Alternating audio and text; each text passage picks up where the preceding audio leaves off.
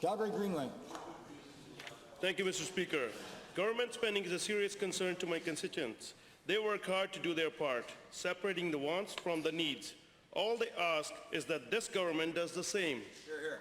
Yet, this government will increase total spending by 4.3% on average over the next 3 years, placing the burden for their mistakes on future generations.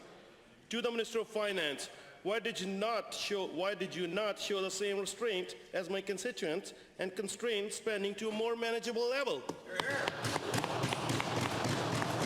Minister of Finance. Thank you very much. I appreciate. I'm not sure where the numbers are coming from that the honourable member is using, but in the budget fiscal plan that I look at, it's constraining spending to about 2% per year in the 3 years going forward. That is less than population plus inflation growth, far less than this side of the House had in terms of their spending year over year over year.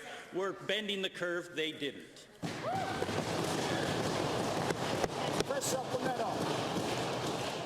Thank you, Mr. Speaker. The number comes from your jobs plan, Honourable Minister. Given that this government has acknowledged the province is in a difficult fiscal state, and given that the debt servicing cost will be 300% from 2014 to 2017, and given that this actually has the potential to be worse as the government is overly optimistic about WTI prices over the next 3 years. To the Minister of Finance, if WTI does not hit your unreasonable targets, how much debt is your government willing to rack up and heap up on the backs of Albertans? Minister of Finance. Thank you for the honourable member's question.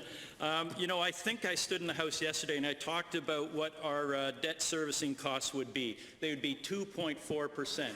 If we look at BC, if we look at Ontario, respectively, those numbers are 5.5% and 9%. We're doing a good job here and we'll continue to do it.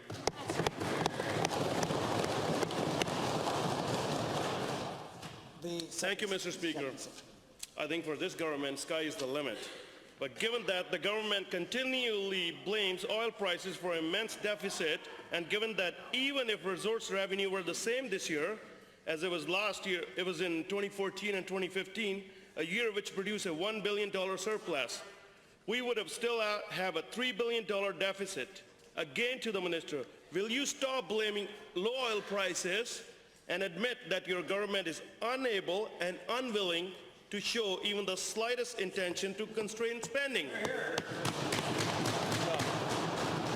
Minister of Finance. Thank you very much. You know, the Alberta Jobs Plan Budget 2016 invests in this province. That's something that in 1993, disinvestment happened over here. They cut programs and services. We won't do that.